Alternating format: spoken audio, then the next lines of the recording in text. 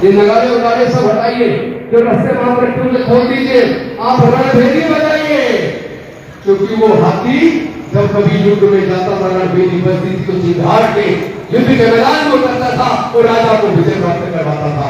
रणभेरी बजाई गई और एकदम से सिंघाड़ के वो बूढ़ा हाथी लेकर के दलदल से बाहर आ गया।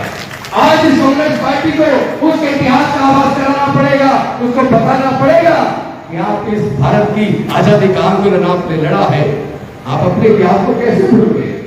कोई कहता छोटी पार्टी है, कोई कहता छोटा भाई है, अरे बड़ा भाई हमेशा बड़ा रहेगा, पिता पिता रहेगा, पुत्र पुत्र रहेगा। ये सबको एहसास होना चाहिए, सबको एहसास होना चाहिए कि भारत के आजादी के आंदोलन में कुर्बानी किसने दी, लाखों लोग जेल गए तो कौन गए। और जब इस इतिहास को पढ़ेंगे तो आप ये भी पाएंगे कि अंग्रेजों के साथ हिंदू महासभा खड़ी थी, अंग्रेजों के साथ आरएसएस खड़ी थी, अंग्रेजों के साथ जनसंघ खड़ी थी, लेकिन अगर अंग्रेजों के खिलाफ आजादी का आंदोलन लड़ा तो वो केवल और केवल कांग्रेस पार्टी ने लड़ा। दोनों ये कहते हैं कि डॉक्टर बाबा साहब अम्बेडकर और कांग्रेस की नहीं बनती थी। अगर वो कहें कि 1930 से पहले की बात तो मैं मान लूंगा, सच है, लेकिन 1932 को पूरा करने के होने के बाद वो समय आया जब आपस में डायलॉग शुरू हुआ। जब आपस में डायलॉग शुरू हुआ, धीरे धीरे विचार मिलने शुरू हुए। फिर एक समय ऐसा आया जब भारत आजाद होने वाला था तो भारत का संविधान लिखने की बात आई। संविधान सभा में चुनाव जीत के जा सकते थे। डॉक्टर बाबा साहब अम्बेडकर जी की अपनी पार्टी थी शेड्यूल्ड कास्ट फेडरेशन। वो शेड्यूल्ड कास्ट फेडरेशन से बॉम्बे से चुनाव लड़े और चुनाव में वो चुनाव हार गए। क्योंकि जब पार्टियां चुनाव लड़ती है तो हर पार्टी चुनाव जीतने के लिए लड़ती है। डॉक्टर बाबा साहब अम्बेडकर जी की पार्टी से डॉक्टर बाबा साहब अम्बेडकर हार गए, लेकिन उन्हीं की पार्टी से जोगिंदर नाथ मंडल पूर्वी बंगाल से चुनाव जीत गए। जोगिंदर नाथ मंडल जी ने सोचा कि कानून के विज्ञाता तो डॉक्टर बाबा साहब अम्बेडकर है और इस देश में हजारों साल से अछूत गुलामी का जीवन जी रहा है। उनकी गुलामी की जंजीरों को तोड़ने के लिए संविधान सभा के अंदर डॉक्टर बाबा साहब अम्बेडकर का जाना जरूरी है। उन्होंने अपने खुद के पद से रिजाइन किया। डॉक्टर बाबा साहब अम्बेडकर को बुलाकर पूर्वी बंगाल से जिताकर चुनाव से और संविधान सभा के अंदर भेजा।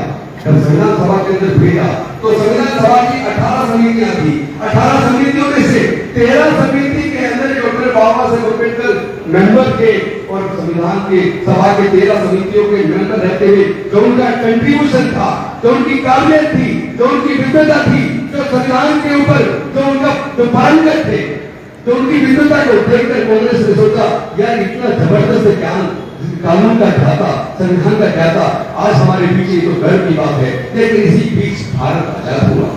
भारत आजाद हुआ तो जिस क्षेत्र से डॉक्टर बाबा साहब अम्बेडकर जीत कर आए थे वो क्षेत्र पाकिस्तान में चला गया। डॉक्टर बाबा साहब अम्बेडकर जी की संविधान सभा से सदस्यता खत्म हो गई। उसके बाद कांग्रेस ने सोचा कि यार डॉक्टर बाबा साहब अम्बेडकर जी के बिना ये संविधान का सपना साकार कैसे होगा, और वो भी ऐसे संविधान का सपना जो समता, स्वतंत्रता, बंधुता और न्याय की बात करे, जो किसी जाति के आधार पर, धर्म के आधार पर भेदभाव ना करे, जो सबको साथ लेके चले, सबको बराबर का हक दे। क्योंकि 1931 के कराची के अधिवेशन में कांग्रेस ये प्रस्ताव पास कर चुकी थी जब भारत आजाद होगा, भारत का संविधान लिखा जाएगा तो सबको बराबर का हक मिलेगा। तो कांग्रेस ने सोचा डॉक्टर बाबा साहब अम्बेडकर जी को संविधान सभा में वापस लाना चाहिए। तो उसी में कांग्रेस ने फैसला किया।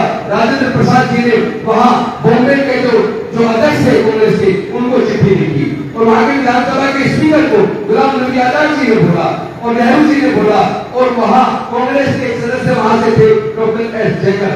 डॉक्टर एस जयकर जी से रिजाइन करवाया गया। कांग्रेस ने कहा स्पीकर साहब डॉक्टर एस जयकर रिजाइन कर रहे हैं, उनकी जगह डॉक्टर बाबा साहब अम्बेडकर को निर्विरोध रूप से चुनकर भेजिए। अगर डॉक्टर बाबा साहब अम्बेडकर को कांग्रेस से नफरत होती तो डॉक्टर बाबा साहब अम्बेडकर कांग्रेस के दिए हुए इस ऑफर को स्वीकार नहीं करते। उन्होंने स्वीकार किया चूंकि वो संविधान सभा में आने चाहते थे। वो इस देश के दलित, पिछड़े, किसान, वंचित वर्गों को बराबर का हिस्सा देना चाहते थे। वो चाहते थे कि देश में समता, स्वतंत्रता, बंधुता और न्याय हो। वो चाहते थे जो बुद्ध की फिलोसफी, जो कबीर की फिलोसफी, जो संत रविदास की फिलोसफी, जो नामदेव की फिलोसफी, तो हमारे ऋषि मुनियों की तो फिलोसफी थी, उसको संविधान में डाला जाए और सबको बराबर का हक और स्त्री हो या पुरुष हो, दलित हो या पिछड़ा हो या अगड़ा हो, अमीर हो या गरीब हो, सबको बराबर वोट का अधिकार मिलना चाहिए। तो क्या आपको पता होना चाहिए 1935 से पहले भारत में वोट डालने का अधिकार केवल 3 तरह की श्रेणी के लोगों को था। एक वो जो ग्रेजुएट हो, दूसरा वो जो अंग्रेजों को इनकम टैक्स देते थे, जो सरकार को इनकम टैक्स देता हो, और तीसरा वो जो बड़े बड़े जमींदार हो। लेकिन भारत में उस वक्त का जो संविधान की जो समाज की जो व्यवस्था थी, उसका संचालन मनुस्मृति से होता था। मनुस्मृति में तय था किसको पढ़ने का अधिकार है, किसको व्यापार करने का अधिकार है, किसको केवल सेवा करने का अधिकार है। तो इस देश के अछूतों शूद्रों को न पढ़ने का अधिकार था, न संपत्ति का अधिकार था, न व्यापार का अधिकार था। इसीलिए इन वर्गों के लोग न ग्रेजुएट बन पाए, न बड़े जमींदार बन पाए, न इनकम टैक्स पेई बन पाए, न व्यापारी बन पाए। लेकिन डॉक्टर बाबा साहब अम्बेडकर ने कहा कि इस देश में अमीर हो, गरीब हो, मजदूर हो, किसान हो, स्त्री हो या पुरुष हो, सभी को एक वोट का अधिकार दिया जाएगा। One man one vote, one vote one व्यक्ति। और ये तभी संभव हुआ जब डॉक्टर बाबा साहब अम्बेडकर संविधान सभा में गए। लेकिन ये सबको याद रखना चाहिए, डॉक्टर बाबा साहब अम्बेडकर और कांग्रेस के बीच आपस में नजदीकियां बनी, एक दूसरे का सम्मान किया, एक दूसरे की काबिलियत की कदर की। और वो समय भी आया कि जब प्रथम कानून मंत्री बनाने की बात आई तो डॉक्टर बाबा साहब अम्बेडकर जी को कांग्रेस पार्टी ने कानून मंत्री बनाया। अगर डॉक्टर बाबा साहब अम्बेडकर जी को कांग्रेस से नफरत होती तो प्रथम कानून मंत्री का पद स्वीकार करने की बजाय मना करते थे। और अगर कांग्रेस को डॉक्टर बाबा साहब अम्बेडकर जी से नफरत होती तो ना तो उन्होंने संविधान सभा में डॉक्टर अम्बेडकर को रिजाइन करवा के चुन के लाते, और ना ही वो डॉक्टर बाबा साहब अम्बेडकर को प्रथम कानून मंत्री बनाते। तो ये मिथक जो पार्टियां फैलाती हैं, झूठ बोलती है, अब उसका पर्दाफाश करने का समय आ गया है। हमारे कार्यकर्ताओं को कम से कम सच पता होना चाहिए, क्योंकि जब आप वोट मांगने जाते हैं तो कुछ लोग इस तरह के सवाल आपके सामने करेंगे, आपको उनको बताना होगा। और आपको यह भी बताना होगा, जब भारत आजाद हुआ तो भारत गरीब था, शासन कांग्रेस का था, लेकिन शिक्षा मुक्त थी। फ्री में लोग पढ़कर doctor, engineer, collector, scientist, professor बन गए बिना पैसे के। इतना वजीफा मिल जाता था SC ST के छात्रों को कि वजीफे के पैसे से हॉस्टल का खर्चा, पूरी डिग्री का खर्चा और 2 जोड़ी कपड़े का खर्चा निकल जाता था। लेकिन जब भारत अमीर हुआ इस बीजेपी के राज में, जो कहते हैं कि भारत इस दुनिया की चौथी इकोनॉमी है, भैया कैसी चौथी इकोनॉमी है कि जब भारत गरीब था तो कांग्रेस ने मुफ्त में पढ़ाकर डॉक्टर, इंजीनियर, जज, कलेक्टर, साइंटिस्ट, प्रोफेसर बना दिए। लेकिन भारत अब अमीर हुआ तो तुमने तो भारत के गरीबों से, दलितों से, पिछड़ों से, किसानों से ही नहीं, वंचित वर्गों से नहीं, बल्कि तुमने तो शिक्षा को इतना महंगा कर दिया कि जर्नल कैटेगरी के भी 80% लोग नेशनल लॉ यूनिवर्सिटी से LLB की 5 साल की डिग्री करने का कोचिंग सहित टोटल खर्चा लगभग 27 लाख है। सरकारी कॉलेज से कहां से लाएंगे 27 लोग? SC ST तो 99% नहीं दे सकते, OBC माइनॉरिटी 98% नहीं दे सकते, और जनरल कैटेगरी के भी 80% से ज्यादा लोग हायर एजुकेशन का खर्चा नहीं उठा सकते। तो ये कैसा भारत है? ये कैसी चौथी इकोनॉमी है भारत की अर्थव्यवस्था? अगर इतनी ही अच्छी व्यवस्था है तो बताइए भाई, ऐसी सरकार की हमें जरूरत नहीं है जो बच्चों की पढ़ाई का खर्चा ना उठा सके, जो बच्चों के ढंग से पेपर एग्जाम ना करा सके। CBSE एग्जाम कराती थी कांग्रेस के टाइम पे, CBSE, SSC, UPSC, state public service commission exam कराते थे, ना पेपर लीक होता था और हर साल लाखों लोगों की नौकरियां लगती थी। अब ना नौकरी लगती है, पेपर लीक हो जाता है, महंगाई बढ़ती जा रही है, और अमेरिका के सामने हमारे नरेंद्र सरेंडर हो गए हैं। ये देश के गद्दार हैं, याद रखना। ये पहले भी माफी भी थे, भविष्य में भी माफी मांगेंगे, क्योंकि ये केवल चंदा नहीं चुराते, ये लोगों की आस्था भावनाओं का कत्ल नहीं करते, बल्कि ये पार्टियों के विधायक भी चुराते हैं, सांसद भी चुराते हैं, अब तो ये पूरी की पूरी पार्टी चुरा लेते हैं। इनको अब जवाब देने का समय आ गया है। इन चंदा चोरों को जवाब देना होगा। लेकिन ध्यान रखना, आज की स्थिति इतनी भी सामान्य नहीं है, लेकिन अगर इतनी आसान होती तो फिर हमारी क्या जरूरत थी? फिर कांग्रेस की क्या जरूरत थी? आज कांग्रेस की इसलिए जरूरत है कि जब पहले भारत गुलाम था तो भी आजादी का आंदोलन कांग्रेस ने लड़ा, और आज अघोषित भारतीय जनता पार्टी ने देश को गुलाम बना लिया है, खुद ही गुलाम बना लिया है। क्योंकि पहले अंग्रेजों ने बनाया था, गोरों ने बनाया था, अब भारत इन काले अंग्रेजों ने बनाया है। आपको कहते हैं संस्कृत पढ़ो, अपने बच्चों को विदेशों में पढ़ाते हैं। ये चंदा चोर लोगों को जवाब देना पड़ेगा। मैं पूछना चाहता हूं कि मंडल के खिलाफ कमंडल लेके कौन निकले थे, और उस कमंडल यात्रा में जो अरबों खरबों रुपए इकट्ठा हुआ वो कहां गया? खुद के आप जानते हैं विश्व परिषद ही कहती है कि 1400 करोड़ चंदा इकट्ठा हुआ था, जिसे आता पता नहीं है। हम नहीं कह रहे, ये सब हमने अखबारों में पढ़ा है। और इस मंदिर का जब निर्माण करने की बात आई तो उसका स्थापना किसने रखी? प्रधानमंत्री जी ने। और बनने के बाद उसका उद्घाटन किसने किया? प्रधानमंत्री जी ने। लेकिन देश की प्रधानमंत्री आदिवासी को आदिवासी होने की वजह से मंदिर के उद्घाटन में नहीं हुआ, क्योंकि ये लोग इस देश के आदिवासी से नफरत करते हैं, इस देश के ये लोग दलितों से नफरत करते हैं। क्योंकि उससे पहले आपको याद होगा जब फाउंडेशन की बात थी उस वक्त रामनाथ कोविंद एक दलित राष्ट्रपति थे, उनको भी नहीं बुलाया। ये दलितों से नफरत करते हैं, ये आदिवासियों से नफरत करते हैं, ये मुस्लिमों से नफरत करते हैं, ये ईसाइयों से नफरत करते हैं, ये मजदूरों से नफरत करते हैं, ये किसानों से नफरत करते हैं, और तो और ये इस देश के हिंदुओं से भी नफरत करते हैं। उनकी आस्था का इन्होंने कत्ल किया है। ये कत्ल करने वाले लोग हैं। अब इनको जवाब देना पड़ेगा, इनको उखाड़ के फेंकना पड़ेगा।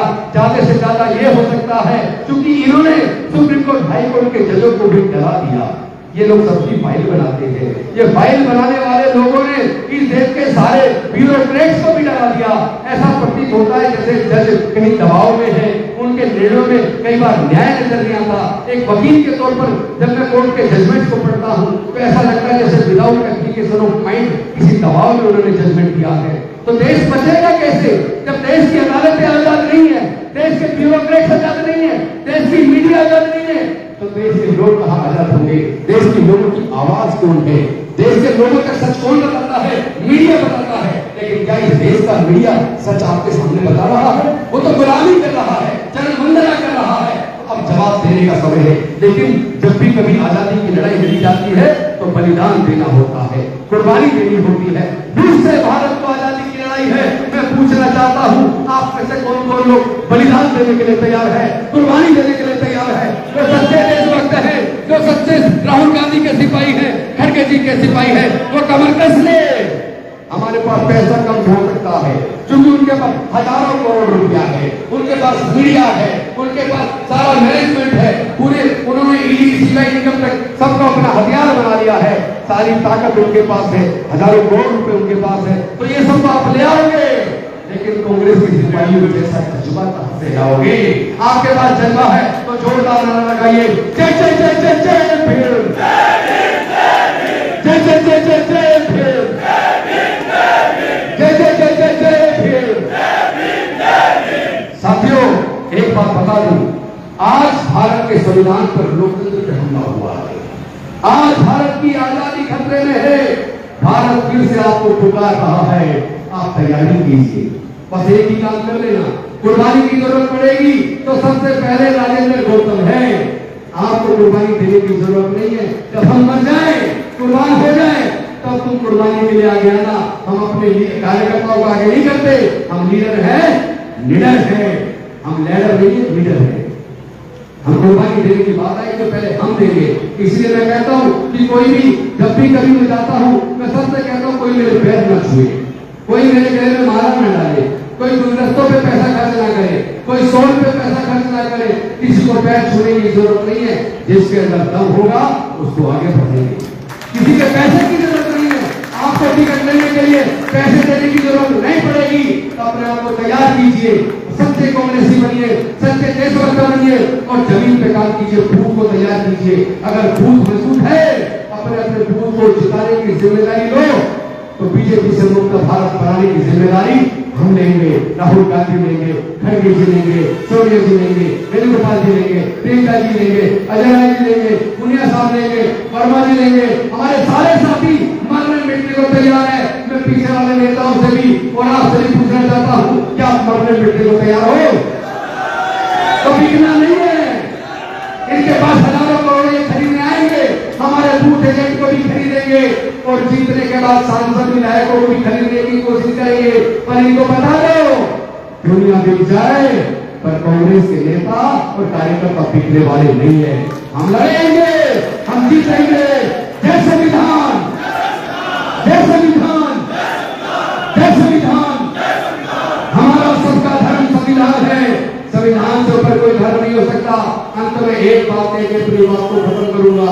डॉक्टर बाबा साहेब अम्बेडकर ने जब संविधान सभा को संविधान सौंपा, उस वक्त संविधान सभा में सारे जो संविधान सभा के सदस्य थे उनकी स्पीच हुई थी।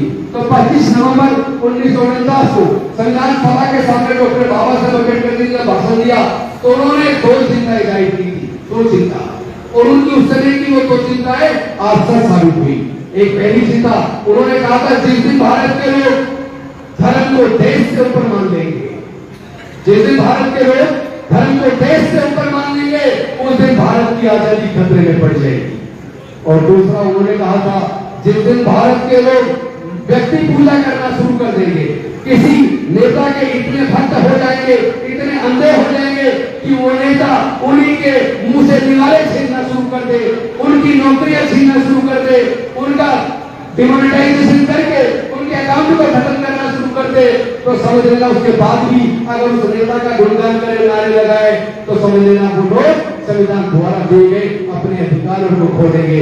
इसलिए आज आपके फंडामेंटल राइट खत्म हो रहा है, क्योंकि अगर उनकी बी टीम का नेता अगर वो अयोध्या चाहता है तो उसको पूरे दुल्हे की तरह पुलिस के साए में संरक्षण में लेकर दर्शन करवाए जाते हैं। लेकिन जब कांग्रेस पार्टी का हमारे जाबाज 9 हमारा प्रतिनिधित्व 9 सदस्य जाता है, उनको हाउस अरेस्ट कर लिया जाता है। तो उन्हें कह दो आप हमें हाउस अरेस्ट कर सकते हो, हमारे खिलाफ झूठा मुकदमा बनाकर हमें जेल में डाल सकते हो, आपने पुलिस को हत्यारा बना दिया, आप हमारी हत्या करवा सकते हो। उसके बाद भी हम बीजेपी मुक्त भारत बनाकर रहेंगे, लेकिन उसकी शुरुआत 2027 में उत्तर प्रदेश से होगी और उसके बाद 2029 में राहुल गांधी देश के प्रधानमंत्री होंगे। राहुल गांधी देश के प्रधानमंत्री होंगे। जय जय जय जय जय भीम, जय फूले जय भीम, जय साहू जय भीम, जय गांधी जय भीम, जय नेहरू जय भीम, जय सुभाष चंद्र जय भीम, जय भगत सिंह जय भीम। बहुत बहुत धन्यवाद, शुक्रिया। जय भीम, जय भारत, जय संविधान। जोहार। आपसे निवेदन है अपने गांव में जाकर और मजबूती के साथ अपना बूथ मजबूत कीजिए, नीचे तक का कार्यकर्ता तैयार कीजिए और हमें 1 से 1.5 महीने के अंदर पूरे उत्तर प्रदेश का पूरा संगठन जल्दी से जल्दी अपने वरिष्ठ साथियों के साथ चर्चा करके जल्दी बनाएंगे, कोशिश करेंगे और कोशिश करेंगे जनता से बात कर, प्रोफेशनल से बात कर, मजदूरों से बात करके, किसानों से बात करके 1 महीने के अंदर कोशिश करेंगे कि हम उत्तर प्रदेश के चुनाव का घोषणा पत्र तैयार करें। उसके बाद आप और हम मिलकर भारतीय जनता पार्टी उठाए।